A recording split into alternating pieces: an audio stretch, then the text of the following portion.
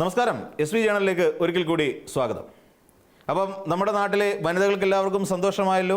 പ്രായഭേദമന്യേ എല്ലാ വനിതകൾക്കും നമ്മുടെ KSRTC ഓർഡിനറി ബസ്സിൽ സൗജന്യ യാത്രയുണ്ടായിരിക്കും. ഈ പറയുന്ന 15-ാം തീയതി മുതൽ ആഹ്ലാദിപ്പിൻ, അർമാദിപ്പിൻ. നിങ്ങളെല്ലാവർക്കും ഇനി തീർത്ഥയാത്ര പോകാം. നിങ്ങളെല്ലാവർക്കും ഇനിയും വിനോദയാത്രയ്ക്ക് പോകാം. നിങ്ങൾക്ക് എവിടെയൊക്കെ വേണമെങ്കിലും നിങ്ങൾക്ക് യാത്ര പോകാം. മരുമകളുടെ വീട്ടിൽ പോകാം, മരുമകൻ്റെ വീട്ടിലേക്ക് പോകാം, മകളെ കെട്ടിച്ചയച്ച സ്ഥലത്തേക്ക് പോകാം. അങ്ങനെ എവിടേക്ക് വേണമെങ്കിലും യാത്ര ചെയ്യാൻ കഴിയുന്ന തരത്തിലേക്ക് KSRTC കാര്യങ്ങൾ സെറ്റാക്കിയിട്ടുണ്ട്. പക്ഷേ നിങ്ങൾ യാത്ര ചെയ്യുന്നെങ്കിൽ ഓർഡിനറി ബസ്സിൽ മാത്രമേ കയറാവൂ. ഓർഡിനറിക്ക് പുറത്ത് മറ്റേതെങ്കിലും ഒരു വാഹനത്തിൽ കയ്യിൽ പേഴ്സ് പോലും ഇല്ലാതെ കയറി ചെന്നാൽ അവർ ടിക്കറ്റ് ചോദിക്കും, കാശ് കൊടുത്തേ പറ്റൂ. അവിടെ ചെന്ന് നിന്നുകൊണ്ട് ഞങ്ങൾ പ്രിയദർശിനിയാണ് എന്ന് പറഞ്ഞിട്ട് കാര്യമൊന്നുമില്ല. ആ സ്കീമിൻ്റെ പേരാണ് കേട്ടോ പ്രിയദർശിനി. അപ്പോൾ അതുകൊണ്ട് നിങ്ങളത് പറഞ്ഞിട്ട് കാര്യമൊന്നുമില്ല. അത്യാവശ്യം കയ്യിൽ കാശ് കരുതിക്കോ. സർക്കാർ വേറൊരു കെണി നിങ്ങൾക്ക് വേണ്ടി ഒരുക്കുന്നുണ്ട്. ആ കെണി എന്താണെന്ന് ചോദിച്ചാൽ, നമ്മുടെ സംസ്ഥാനത്തൊട്ടാകെ ഏകദേശം 2000-ൽ താഴെ ബസ്സുകൾ മാത്രമാണ് ഇപ്പോൾ ഓടിക്കൊണ്ടിരിക്കുന്നതെന്ന് നമുക്കെല്ലാവർക്കും അറിയാം. 2000-ൽ താഴെ ബസ്സുകൾ ഇപ്പോൾ കട്ടപ്പുറത്തായിട്ടുണ്ട്. കണ്ടം ചെയ്ത് 15 വർഷം പൂർത്തിയാക്കി പുറത്തേക്ക് വിടാൻ പോവുകയാണ്. അപ്പോൾ ഇതാണ് ബസ്സുകളുടെ അവസ്ഥ. അപ്പോൾ ഓർഡിനറി ബസ്സുകൾ ഏകദേശം 400-ലധികം ഓർഡിനറി ബസ്സുകൾ തിരുവനന്തപുരം ജില്ലയ്ക്ക് മാത്രമായേ ഉള്ളൂ. അതിനുശേഷം വടക്കൻ മേഖലയിലെ എല്ലാം കൂടെ കണക്ക് കൂട്ടിയാലും 300 ചില്ലുവാന ബസ്സുകൾ മാത്രം. അതായത് 300-നും 370-നും ഇടയ്ക്ക്, പോട്ടെ 390-നും ഇടയ്ക്ക് കിടക്കുന്ന KSRTC ബസ്സുകൾ മാത്രമാണ് വടക്കൻ ജില്ലയിൽ ഏകദേശം 4 ജില്ലകൾ കണക്കാക്കുമ്പോൾ നമുക്ക് കേരളത്തിനെ ഉള്ളൂ എന്നുള്ളത് മനസ്സിലാക്കണം. അതായത് തെക്കൻ ജില്ലയ്ക്കും വടക്കൻ ജില്ലകൾക്കുമുള്ള ബസ്സുകളുടെ എണ്ണത്തിൽ വലിയ തോതിലുള്ള വ്യത്യാസവുമുണ്ട് എന്നർത്ഥം. നമുക്കറിയാം, നമ്മുടെ കേരളത്തിലെ ഈ സ്ത്രീ യാത്രക്കാരാണ് ഏറ്റവും കൂടുതൽ. ഏകദേശം പകുതിയിൽ കൂടുതൽ ആളുകൾ സ്ത്രീ യാത്രക്കാരാണ്. 23 ലക്ഷത്തിലധികം ആളുകൾ ഒരു ദിവസം ബസ്സിൽ യാത്ര ചെയ്യുന്നുണ്ടെങ്കിൽ അതിൽ 12 ലക്ഷത്തിന് മുകളിൽ വരുന്നത് സ്ത്രീകളാണ് എന്നുള്ള കാര്യവും നമ്മൾ ഓർക്കണം. അപ്പോൾ പകുതിയിലധികം സ്ത്രീകൾ സർക്കാരിൻ്റെ ഖജനാവിൽ നിന്ന് 800 കോടി കൂടി അധികം KSRTCക്ക് നൽകേണ്ടി വരുന്ന ഒരു ബിഗ് പ്രോജക്റ്റ്, അതായത് കട ബാധ്യത ഉണ്ടാക്കുന്ന ഒരു വലിയ പ്രോജക്റ്റാണ്. നമ്മൾ ആരും അതിനെ കുറ്റം പറയുന്നില്ല. കാര്യം, സ്ത്രീകൾക്ക് യാത്രാ സൗകര്യം വേണം, സ്ത്രീകൾക്ക് സൗജന്യ യാത്ര ആവശ്യമാണ്. ഇനിയിപ്പോൾ 90,000 രൂപ ശമ്പളം മേടിക്കുന്നതാണെങ്കിലും 1 ലക്ഷമോ 1.5 ലക്ഷം രൂപ ശമ്പളം മേടിക്കുന്ന സ്ത്രീകളാണെങ്കിലും ഇനി മാസം ഒരു 10,000 രൂപയ്ക്ക് ശമ്പളത്തിന് ജോലിക്ക് പോകുന്ന സ്ത്രീ ആണെങ്കിലും എല്ലാവരെയും തുല്യനീതി ഉറപ്പാക്കുന്ന തരത്തിൽ സൗജന്യ യാത്ര ഉറപ്പാക്കുക. അത് സർക്കാരിൻ്റെ ഏറ്റവും മികച്ച തീരുമാനങ്ങളിലൊന്നാണ്. നല്ലൊരു കയ്യടി സർക്കാരിന് കൊടുക്കേണ്ടി വരും. എന്നിരുന്നാൽ തന്നെയും ഇത് സർക്കാരിനുണ്ടാക്കാൻ പോകുന്ന ബാധ്യത, നിലവിൽ 1500 കോടിയിലധികം രൂപ സംസ്ഥാന സർക്കാർ KSRTCക്ക് നഷ്ടം നികത്തുന്നതിന് വേണ്ടിയിട്ട് നൽകുന്നുണ്ട്. ഇത് മുഖ്യമന്ത്രി പറഞ്ഞ കണക്കാണ്. ഇനിയും ഇതും കൂടി ആകുമ്പോൾ ഏകദേശം 700 മുതൽ 800 കോടി രൂപ വരെ പ്രതിവർഷം സർക്കാർ ഇനിയും KSRTCക്ക് നൽകണം. അതായത് പ്രതിവർഷം ഇനി മുതൽ സംസ്ഥാന സർക്കാർ KSRTCക്ക് നൽകേണ്ടത് ഏകദേശം 2300 കോടി രൂപയിലധികമാണ്. അപ്പോൾ നിലവിൽ അത്രയും തുക കൊടുക്കേണ്ടി. അപ്പോഴാണ് നമുക്കറിയാവുന്ന പോലെ സാമൂഹ്യ സുരക്ഷാ പെൻഷൻ കിടക്കുന്നു 64 ലക്ഷം കുടുംബങ്ങൾക്ക്. അത് എത്ര കോടി വരും? എത്ര ഭീകരമായ കോടിയാണ് നമ്മൾ ആലോചിച്ച് നോക്കൂ പ്രതിമാസം. ഇത് കൂടാതെ ഇനി അവർ 1000 രൂപ കൂടി വർദ്ധിപ്പിക്കുന്നു. ഏകദേശം പ്രതിമാസം ഈ പറയുന്ന 64 ലക്ഷം കുടുംബങ്ങൾക്ക് 1000 രൂപ കൂടിയാകുമ്പോൾ 64 ലക്ഷം രൂപ, ഏകദേശം അത്രയും കോടിക്കണക്കിന് രൂപ വീണ്ടും ഇതിനകത്തേക്ക് വരുന്നു. 64 ലക്ഷം ആൾക്കാർക്ക് 1000 രൂപ എന്ന് വെച്ച് കൂടുമ്പോൾ അതും അങ്ങനെ ഒരു കണക്കിൽ അവിടെ നിൽക്കുന്നു. അപ്പം സർക്കാരിനുണ്ടാകുന്ന ബാധ്യത എന്തായാലും 1000 രൂപ കൂടുതൽ കൊടുക്കും. കാര്യം 2000 പെൻഷൻ കൊടുക്കുന്ന സാഹചര്യത്തിൽ 3000 രൂപ പെൻഷൻ കൊടുക്കാമെന്ന് ഇന്ദിരാ ഗ്യാരണ്ടി പറഞ്ഞിട്ടുണ്ട്. അപ്പോൾ ആ ഇന്ദിരാ ഗ്യാരണ്ടി വെച്ച് നോക്കുകയാണെങ്കിൽ 3000 രൂപ കൊടുത്തേ പറ്റൂ. 1000 രൂപ ഇനിയും കണ്ടെത്തേണ്ടതുണ്ട് 64 ലക്ഷം ആളുകൾക്ക്. അത് അങ്ങനെ ഒരു വകുപ്പിൽ നിൽക്കുന്നു. ഇനിയും കൂടാതെ നമ്മുടെ നാട്ടിലെ വിദ്യാർത്ഥിനികൾക്ക് 1000 രൂപ സ്റ്റൈപ്പൻഡ് നൽകുന്നുണ്ട് സർക്കാർ. അപ്പോൾ അതും കൂടി ആകുമ്പോൾ 1000 രൂപ അധികപ്പറ്റ് വരുന്നുണ്ട് വീണ്ടും. പിന്നെ അതോടൊപ്പം തന്നെ ഇതിനു മുൻപ് കഴിഞ്ഞ സർക്കാർ വാഗ്ദാനം ചെയ്ത വനിതകൾക്കുള്ള, അതായത് വീട്ടമ്മമാർക്കുള്ള പെൻഷൻ, 35 മുതൽ 60 വയസ്സ് വരെ പ്രായമുള്ള വീട്ടമ്മമാർക്കുള്ള പെൻഷനുമുണ്ട്. ഏകദേശം പെൻഷനല്ല, ഒരു തുക 1000 രൂപ അതും കൊടുക്കുന്നുണ്ട്. ഇതെല്ലാം കൂടി ചേർത്ത് വരുമ്പോൾ നമ്മുടെ സാമൂഹ്യ സുരക്ഷ എന്നുള്ള, അല്ലെങ്കിൽ സുരക്ഷാ പദ്ധതികൾക്ക് വേണ്ടി സർക്കാരിന് വലിയ തുക ചെലവാക്കേണ്ടി വരുന്ന സാഹചര്യത്തിൽ ഇതും കൂടി ആകുമ്പോൾ ഇതൊരു വലിയ ബാധ്യതയായി മാറും. എന്നാൽ ഇതിനനുസരിച്ചുള്ള വരുമാനം ഈ പറയുന്ന KSRTCയിൽ നിന്ന് അല്ലെങ്കിൽ ഏറ്റെടുക്കാൻ കഴിയുന്ന, അല്ലെങ്കിൽ ലഭിക്കുന്ന സാഹചര്യമുണ്ടോ? ഞാൻ നേരത്തെ സൂചിപ്പിച്ച പോലെ വാഹനങ്ങളുടെ എണ്ണം വളരെ കുറവാണ്. ഇതിൽ കൂടുതലും സൂപ്പർ ഫാസ്റ്റ് റേഞ്ചിൽ വരുന്ന ബസ്സുകളുണ്ട്. ഓർഡിനറി ബസ്സുകളിൽ ഇപ്പോൾ ഇത് തീരുമാനമാക്കുന്നുണ്ട്. ഏറ്റവും അധികം തുക കിട്ടാൻ സാധ്യതയുള്ളതും ട്രിപ്പ് കൂടുതൽ നടക്കുന്നതും ഓർഡിനറി ബസ്സുകളിലാണ്. അക്കാര്യത്തിൽ സംശയമൊന്നുമില്ല.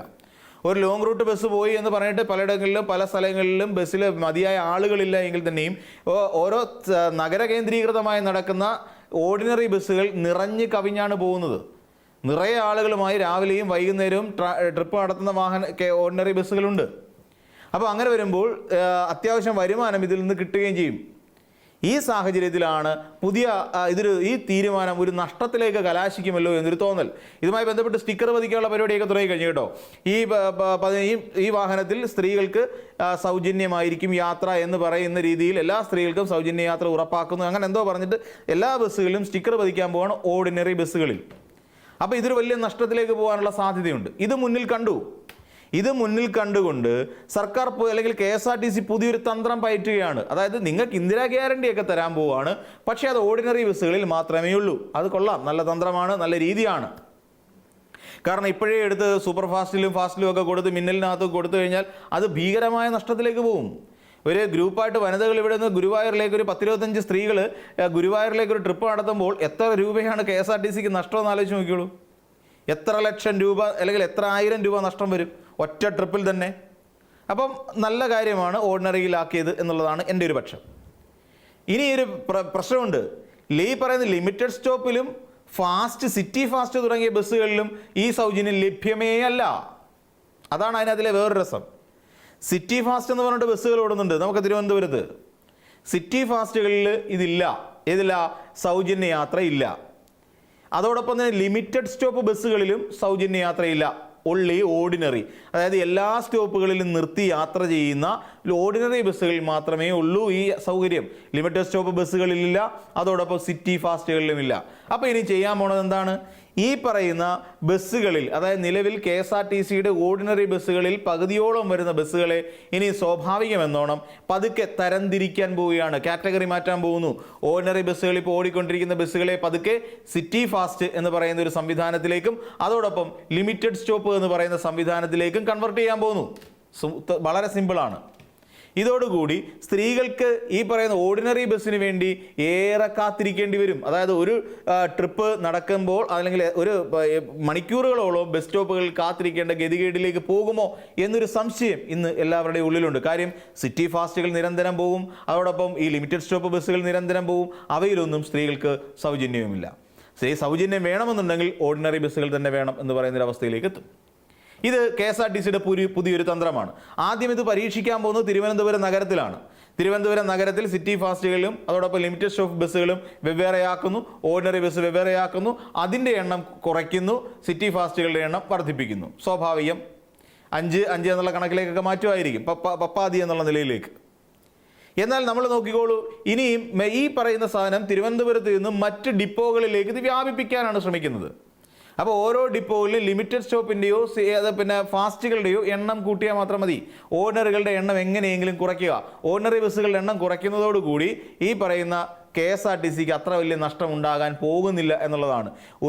ഒരു വനിത ഇനി എത്ര സൗജന്യം നൽകിയിരുന്നാലും ശരി മണിക്കൂറുകളോളം കാത്തുകെട്ടി കിടന്നിട്ട് ഒരു ഓർഡിനറി ബസ്സിൽ കയറി യാത്ര ചെയ്യില്ലല്ലോ. എന്തായാലും ചെയ്യാൻ പോകുന്നില്ല. കുത്തി നിറച്ച് തിരക്ക് പിടിച്ചു വരുന്ന ഒരു ബസ്സിനകത്തേക്ക് ആളുകൾ ഒരു സ്ത്രീ എങ്ങനെയാണ് അതിലേക്ക് കയറുക? ഇനി ഇത്രയും കുത്തി നിറച്ചു വരുന്ന സ്ത്രീകളെ കുത്തി നിറച്ചുകൊണ്ട് വരുന്ന ഒരു ബസ്സിനുള്ളിലേക്ക് പുരുഷന്മാർ കയറാനുള്ള സാധ്യതയുണ്ടോ? അതുമില്ല. പുരുഷന്മാരും ആ ബസ്സിനെ ആശ്രയിക്കാനില്ല. അതായത് അങ്ങനെ ഓടുന്ന ബസ്സുകൾ ഏകദേശം 75% മുകളിൽ ഫ്രീ ടിക്കറ്റ് ആയിരിക്കും ഓടുക എന്നുള്ളത് നമ്മൾ ശ്രദ്ധിക്കണം. ഇതൊക്കെ സർക്കാർ അല്ലെങ്കിൽ KSRTC മുൻകൂട്ടി കണ്ടിട്ടുണ്ട്. ഒരു ബസ്സിൽ 75% മുകളിൽ വരുന്ന സ്ത്രീകൾ യാത്ര ചെയ്യുമ്പോൾ അത്രയും ടിക്കറ്റുകൾ നഷ്ടമാണ്, അത്രയും വെറുതെ ട്രിപ്പ് നടത്തുകയാണ്. 1-2 ആണുങ്ങൾ കയറിയെന്ന് പറഞ്ഞിട്ട് അതിൽ നിന്ന് ആകെ കിട്ടുന്നത് 40 രൂപയായിരിക്കും ഒരു ട്രിപ്പിൽ. അപ്പോൾ അതുകൊണ്ട് എന്താ പ്രയോജനം? 1 ലിറ്റർ ഡീസലിൻ്റെ പൈസ പോലും കിട്ടുന്നില്ല ഒരു 20 കിലോമീറ്റർ ഓടുമ്പോൾ. അങ്ങനെ ഒരു നഷ്ടം അതിനെ മറികടക്കാൻ വേണ്ടിയിട്ട് ചെയ്തതാണ് ഈ സിറ്റി ഫാസ്റ്റുകളുടെ എണ്ണം കൂട്ടുക, അതോടൊപ്പം ലിമിറ്റഡ് സ്റ്റോപ്പ് ബസ്സുകളുടെ എണ്ണം കൂട്ടുക. വളരെ സിമ്പിളായി പറഞ്ഞാൽ സ്ത്രീകളോട് ചിരിച്ചുകൊണ്ട് കഴുത്തറത്തു എന്ന് വേണേൽ പറയേണ്ടി വരും. ഇനി വടക്കൻ ജില്ലകളിലേക്ക് പോയി നോക്കാം. വടക്കൻ ജില്ലകളിൽ തുലവും KSRTC ഓർഡിനറി ബസ്സുകളുടെ സർവീസേ ഇല്ല, കുറവാണ് എന്ന് പറയേണ്ടി വരും. അവിടെ എല്ലാവരും യാത്രയ്ക്ക് ആശ്രയിക്കുന്നതെന്ന് പറഞ്ഞാൽ ഈ പറയുന്ന സ്വകാര്യ ബസ്സുകളെയാണ്. ഈ സ്വകാര്യ ബസ്സുകൾ എന്ത് ചെയ്യും? ഇനിയിപ്പം വേണ്ടി വന്നാൽ സ്വകാര്യ ബസ്സുകളെ വാടകയ്ക്ക് എടുക്കും. ഇപ്പോൾ 100 ദിവസത്തെ പരിപാടിയല്ലേ, അപ്പോൾ ആ 100 ദിവസത്തിന് വേണ്ടിയിട്ട് സ്വകാര്യ ബസ്സുകളെ വാടകയ്ക്ക് എടുക്കും. വാടകയ്ക്ക് എടുത്തിട്ട് സ്ത്രീകൾക്ക് സൗജന്യ യാത്ര KSRTC എന്ന പേരിൽ അനുവദിക്കും. അപ്പോൾ നിലവിൽ വരാൻ പോകുന്നൊരു പ്രശ്നം, ഒരു ട്രിപ്പിൽ ഒരു വടക്കൻ ജില്ലകളിലെ ഒരു പ്രൈവറ്റ് ബസ് അല്ലെങ്കിൽ സ്വകാര്യ ബസ് ഓടുമ്പോൾ ഒരു ദിവസം എത്ര രൂപ കിട്ടുമോ അതും അതിൻ്റെ വേറാൻ ടയറും ഉൾപ്പെടെ എത്ര ലക്ഷം രൂപ അല്ലെങ്കിൽ എത്ര കോടി രൂപ ഓരോ ബസ് മുതലാളിമാർക്കും കൊടുക്കേണ്ടി വരും എന്നുള്ളതിനെക്കുറിച്ചും നമ്മൾ ചിന്തിക്കേണ്ടി വരും. അതും നഷ്ടക്കോളാണ്. അപ്പോൾ അങ്ങനെയുള്ള നഷ്ടവും KSRTCക്ക് വഹിക്കേണ്ടതായി വരും.